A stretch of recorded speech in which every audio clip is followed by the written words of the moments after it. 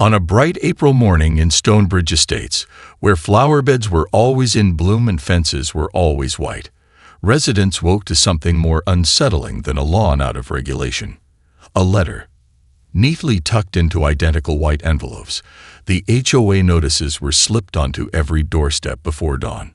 A silent delivery, but by noon, the neighborhood buzzed like a shaken beehive. People emerged from their pastel-painted homes, letters in hand, faces twisted with the same confusion, the same dread. At the core of it, $2,000. Not a fine, not a suggestion, a mandatory special assessment, due in 10 days for a much-needed street repaving project to maintain the neighborhood's high standards. No public vote, no warning, no explanation. Megan Holtz, a mother of two whose husband worked overseas, stood in her driveway staring at the line. Failure to pay by the deadline will result in legal action and potential property liens. What the hell? She whispered, her fingers trembling. 2 doors down, retired Army vet Carlos Brenton paced, phone to his ear. They can't do this without a vote. This is robbery in khakis. Yet the HOA had done it. Stonebridge Drive was already marked with orange spray paint, lines for demolition. Work was scheduled to begin in 72 hours. And most chilling of all, no one knew who had approved it. The board had become increasingly private over the last year. No public minutes, no transparency. Their president, a slick-talking former corporate lawyer named Travis Klein, had been using phrases like executive privilege more often. By 3 p.m., a group of neighbors had gathered on the cul-de-sac, holding their letters like protest signs. Some whispered lawsuits, others debated compliance. But one man said nothing. Eli Turner, the quiet, gray-haired widower who lived at the very end of the block, stood apart, arms crossed, watching. He had lived on Stonebridge longer than any of them. He didn't have kids, didn't attend barbecues, but he watched everything. And now he stepped forward, slow and calm, like a man approaching a campfire he had already seen start to burn. They can't charge you for that, Eli said. Everyone turned. Megan raised an eyebrow. What do you mean? Eli didn't blink. They don't own the street. Silence. Carlos scoffed. Of course they do. They maintain it. Eli's lips curved slightly, not quite a smile, more like a quiet warning. Doesn't mean they have the right to. You might want to ask who actually owns the road before handing over your money. And then he walked away. Not another word. Not a glance back. Just that one line left behind, hanging in the air like smoke. They don't own the street. No one knew it then, but that sentence was the crack in the dam. The storm was already on its way. The next day, the HOA meeting room was packed, an unusual sight for a Tuesday evening. Folding chairs scraped against linoleum, murmurs buzzed beneath the fluorescent lights, and at the front of the room, Travis Klein, the board president, adjusted his designer cufflinks with theatrical calm. Let's begin, he said, tapping the mic that didn't need tapping. The room quieted. We understand some of you have concerns about the special assessment. Let me be clear. This was a necessary action to preserve the integrity and property value of Stonebridge Estates. We are operating within our full rights under the bylaws. Before he could continue, a single voice cut through the air like a razor. You don't own the street. Heads turned. Eli Turner stood at the back of the room, his hands in the pockets of a faded windbreaker. His voice was calm, but firm, not loud, but impossible to ignore. Travis forced a smile. Mr. Turner, with respect, the board has maintained Stonebridge Drive for the last decade. That makes it our responsibility. Eli stepped forward. Responsibility isn't ownership, and according to public records, Stonebridge Drive is a municipal right-of-way. City-owned. Always has been. A hush fell over the room. Even Travis paused. I spoke to the zoning office this morning, Eli continued. They were surprised to hear anyone else claiming jurisdiction. No permits have been filed. No approvals granted. You're about to repave a road you don't own. And you're charging homeowners for it. Travis's jaw clenched. That's a serious accusation. Eli shrugged. Then prove me wrong. Show us the deed. Travis opened a binder and flipped through laminated pages, but it was all budget reports, maintenance invoices, vague maps with no real boundaries. Not a single document showed legal ownership of the street. Not one. People started whispering. Loudly. Wait, he's right. This isn't legal. Are we being scammed? Travis tried to regain control. We've maintained it for years. Surely that counts for something. Eli's response was like a cold slap. So has the mailman. Doesn't mean he can charge us rent. Laughter rippled across the room, but it wasn't amused. It was nervous. The kind of laughter that comes just before panic. Carlos stood up. So what happens if the city finds out? We could be fined. Sued. They'll find out, Eli said, voice low. Because I already called them. That silence again. Deeper this time. More dangerous. Travis stepped away from the podium, face pale. For the first time, he looked less like a leader and more like a man realizing the ground beneath him wasn't solid. Eli turned to leave. As he reached the door, he said without looking back, I suggest you cancel the trucks before the city cancels you. And then he was gone. Again. Only this time, he didn't leave confusion behind. He left fear. The next morning, clouds rolled in over Stonebridge Estates, as if the sky itself sensed what was unraveling. Rain tapped softly against windows, but the real storm was already brewing inside the HOA office. Papers flying, phones ringing, and a dozen board members desperately trying to prove ownership that didn't exist. Across town, in a dim records room beneath City Hall, Eli Turner was already 4 steps ahead. He moved methodically, eyes scanning microfiche, slides, zoning files, and subdivision blueprints with the trained precision of a man who had done this 1,000 times before, because he had. Decades ago, Eli had worked in this exact building, overseeing municipal land transfers and infrastructure documentation. He knew the system. He knew its cracks. And now he was using it to pull a thread the HOA didn't even know existed. That thread began with a single dusty folder labeled Stonebridge Dev. Phase I. Inside, a zoning map from 1994. Eli froze. The main road, Stonebridge Drive, was there, plain as day, winding through the heart of the neighborhood. But what it didn't have was the HOA's name. Instead, scribbled faintly in pencil along the border. City easement, maintained by Municipal District 4. He pulled the next page. A memo, dated 15 years ago. It detailed a rejected request from the HOA to assume ownership of the street to qualify for private road tax deductions. Rejected. Flat out. And never followed up. The HOA had never owned it. They had simply assumed control over time, cutting grass along the curb, repainting speed bumps, hiring crews when potholes appeared.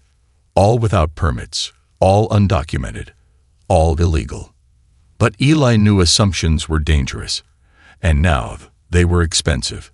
He folded the documents neatly, placed them in a plain manila envelope, and sealed it shut.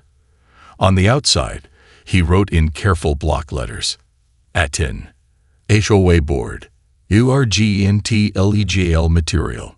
Back at Stonebridge, the neighborhood was shifting. You could feel it in the air.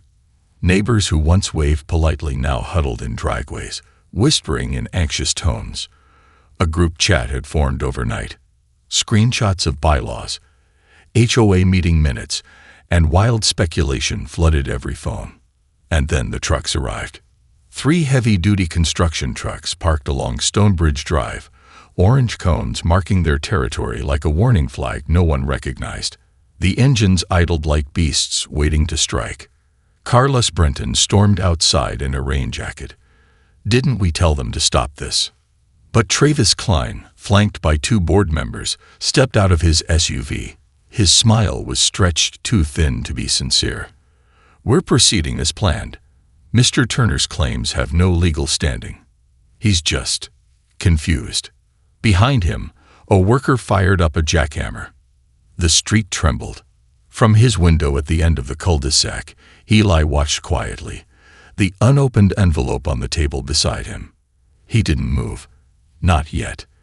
Because sometimes, he knew, the trap had to be fully stepped into before it could spring.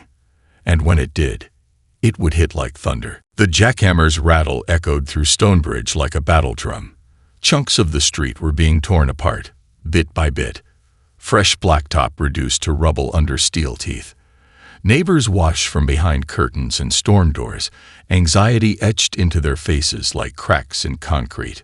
Travis Klein stood proudly on the sidewalk, arms crossed, watching the work with the satisfaction of a man who believed he had silenced a nuisance. He hadn't seen Eli that morning. No surprise. Eli was probably sulking in his little corner, stewing over his failure. But Eli hadn't failed. He was simply waiting. That afternoon, as the trucks rumbled and asphalt smoked, a courier pulled up to the HOA office with a city-sealed envelope. Inside was a certified letter addressed to the Stonebridge Estates Board of Directors.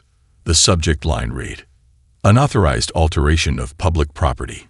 Immediate cease and desist." The letter was short, cold, lethal. The HOA had violated 3 municipal codes, including unpermitted excavation of city infrastructure and obstruction of a designated right-of-way. They were to halt all work immediately. A full audit was being initiated. Fines would be assessed. The kicker? They were being investigated for criminal misappropriation of funds. But Travis didn't show the letter to anyone that day. Not yet. He tucked it into his leather folder, wiped the sweat from his brow, and decided to gamble. Maybe the city wouldn't follow through. Maybe Eli was bluffing after all. He'd already paid the contractors. The job was nearly done. One more day, maybe 2. He just needed time. But time had already run out. That evening, as dusk poured gold over Stonebridge, a white city utility van pulled onto the street, lights flashing. 2 uniformed inspectors stepped out, scanning the site like hawks surveying prey. One of them pulled out a clipboard. The other had a camera. Travis froze. They didn't ask for permission. They began taking photos, measuring freshly poured concrete, noting the absence of posted permits. The clipboard inspector walked straight to the crew chief and said flatly, "This is an illegal job site. Shut it down now, or you'll be cited personally." The crew chief looked confused, then angry. He turned toward Travis, who stammered, "There's been a misunderstanding.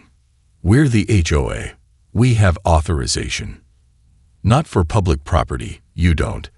The inspector cut in. "You're not just liable. You're trespassing on a municipal asset." Word spread down the block like lightning. Doors opened. Neighbors stepped out. Phones were already recording. And standing calmly on his porch at the end of the street, Eli Turner sipped from a chipped mug and watched it all unravel. He didn't speak. He didn't need to.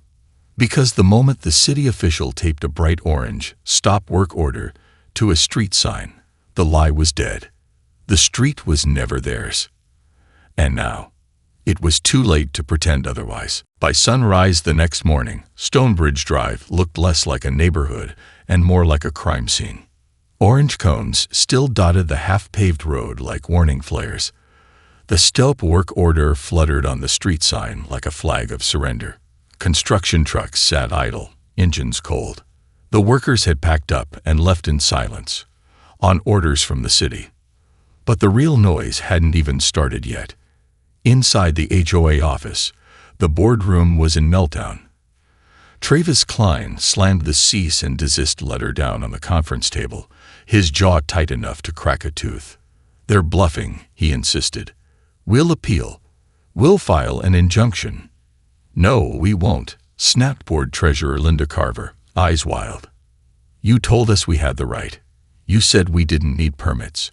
And now the city's threatening fines and criminal charges." Another board member stood up. "You told us Eli was just stirring up drama." Travis didn't respond. He couldn't, because at that exact moment, his phone buzzed again. A fourth call from a city legal advisor he hadn't dared answer. He let it go to voicemail. Outside the office, residents were already circling like sharks. Some were calm. Most were not. Megan Holtz was holding her HOA letter in one hand and a copy of the cease order in the other. "They stole from us," she hissed to a growing group of neighbors. "They charged us for something they had no right to do." Carlos Brenton had already contacted a lawyer. He wasn't playing defense anymore. "They forced us to pay," he said, voice booming. "That's fraud. That's theft. And I'm getting my damn money back." A quiet ripple moved through the crowd. "What happens now? Can we sue them? Wait, can we dissolve the board?" Eli Turner stepped forward from the sidewalk like a shadow that had waited long enough. No grand entrance, just a quiet presence. But when he spoke, people listened. "The city is investigating now," he said. "That means restitution, fines, and maybe criminal charges, depending on what they find in the HOA's financials."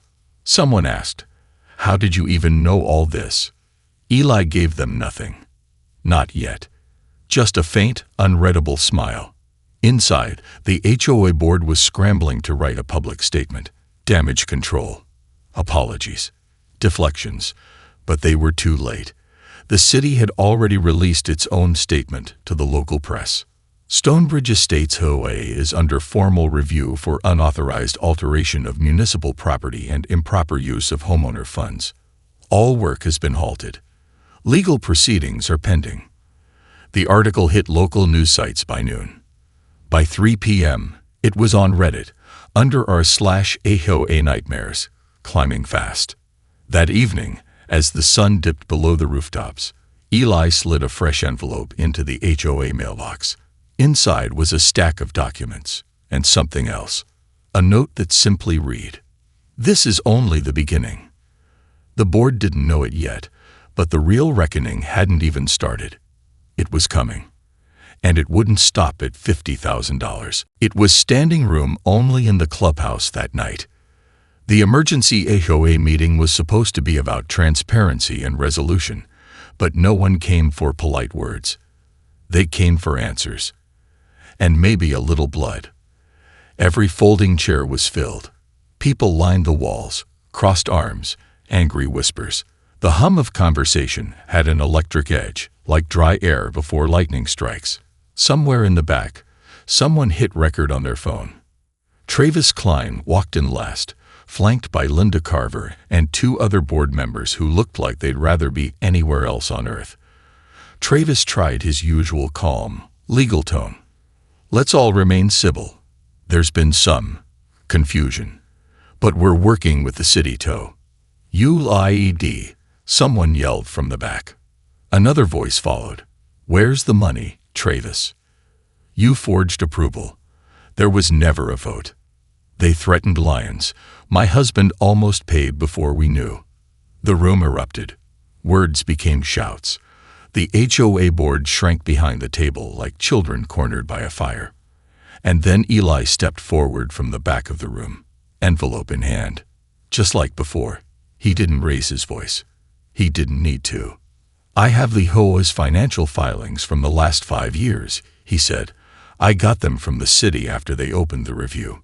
Travis's face went white. Eli opened the envelope, pulling out copies of statements, invoices, and a single receipt marked in bold red ink. $17,800. Consulting services. Klein and Associates, LLC. Gasps cut the room like razors. Carlos Brenton stepped forward, took one look at the paper, and turned to the crowd. "That's his company," he said. "He paid himself. Out of our dues." Travis started to speak. That was an administrative fee, standard for. "No," Eli interrupted, voice like stone. "It was fraud. You authorized payments to your own shell business. That's self-dealing. That's illegal." Silence again. He let it sit, let it rot in the open. Then Eli added, "And it's not the only one. There are 6 payments like this, all within the last 12 months. all signed off without votes. People were shouting now. Carlos stepped onto the stage and pointed at Travis, motioned to remove the board. Now, all in favor. Hands shot up across the room. Dozens. A chorus. Aye. Yes. Out with them. Travis tried to protest, but Linda Carver was already packing her things. One board member had tears in her eyes. Another slipped out the side door without a word. In less than 5 minutes, the HOA board was dissolved, formally, loudly, and in front of the entire neighborhood. But just as Eli turned to leave, Megan called out, "Wait. How did you know where to look? You're just some guy at the end of the street." Eli paused at the door, glancing over his shoulder. "I'm not some guy," he said. "I'm the one who wrote the original zoning for this neighborhood, before it even had a name."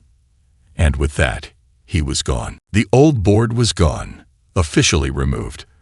But the chaos they left behind was just getting started.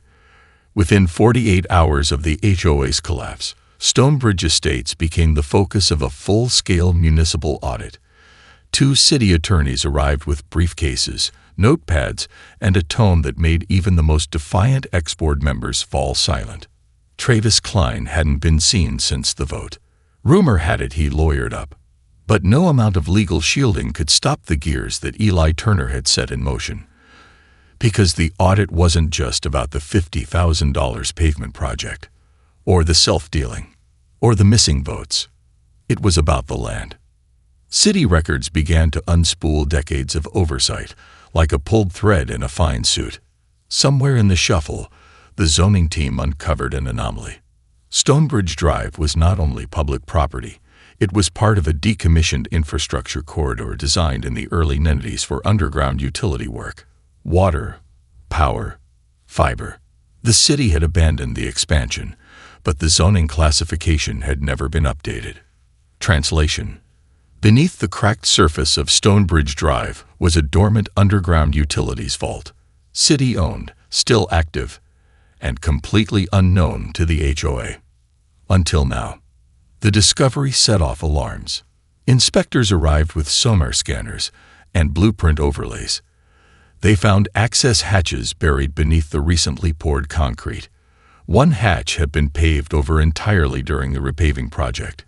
If the crew had damaged it, it could have ruptured a pressurized water main connected to 3 neighboring blocks. What the hell were they doing? One inspector whispered, staring at the misaligned concrete slab. They were one jackhammer away from flooding half the street. Meanwhile, the residents were still reeling. Lawsuits were forming. Class action threats from homeowners who'd paid their assessment under pressure. Some demanded reimbursement. Others wanted damages. A few just wanted peace. But peace wasn't coming. Because in a quiet room on the 3rd floor of City Hall, a clerk opened another folder from the Stonebridge audit. And this time, what she found was different. A signed land transfer form. Filed in 1997. From the original developer to a private holding company. Not the city. Not the HOA. A company with a name no one had ever mentioned. Stonebridge Civic Trust, Incorporated. The trust still existed. It was still active. And it legally owned the easement beneath the entire road. The city didn't control it. The HOA never had. And the real owner? A single name was listed on the Articles of Incorporation. Elias M. Turner. Back in Stonebridge, Eli stepped through his backyard gate and followed a narrow, overgrown path toward a rusted utility box tucked behind the fence line. He opened it with a key that had hung on his wall for 20 years. Inside, a switch, a breaker, and a blueprint marked in red ink. Access, Stonebridge Vault Number 3. Eli closed the box, locked it again, and walked back toward the house. The past wasn't finished, and Stonebridge was standing on something far more dangerous than anyone realized. The air in Stonebridge Estates had turned thick, almost suffocating. It wasn't just the heat of an August evening creeping in, but the weight of everything hanging over the neighborhood. The HOA, the city, and the residents themselves. They were all in the middle of a game they didn't understand. The grand final was approaching. The audit had taken a devastating toll on Travis Klein. His name was plastered across every local headline, his reputation shattered by financial mismanagement, fraud, and a tangled web of lies. He remained locked behind his lawyer's office doors, refusing all public comment. But no one was looking at Travis anymore. The spotlight had shifted to Eli Turner. The residents had gathered once again in the clubhouse, this time to hear what the city had to say about the findings. Yet, deep down, everyone knew something bigger was looming. Too many pieces didn't fit, and the more people tried to piece it together, the more it felt like they were only uncovering part of the truth. Then Eli walked in. A quiet murmur passed through the crowd. Eyes shifted. Was this the same man who had orchestrated the collapse of the HOA? The one who had buried them with paperwork and legal threats? He didn't look like a villain. Not at all. Eli took his place in front of the board, a small smirk playing at the edges of his lips. The room went silent.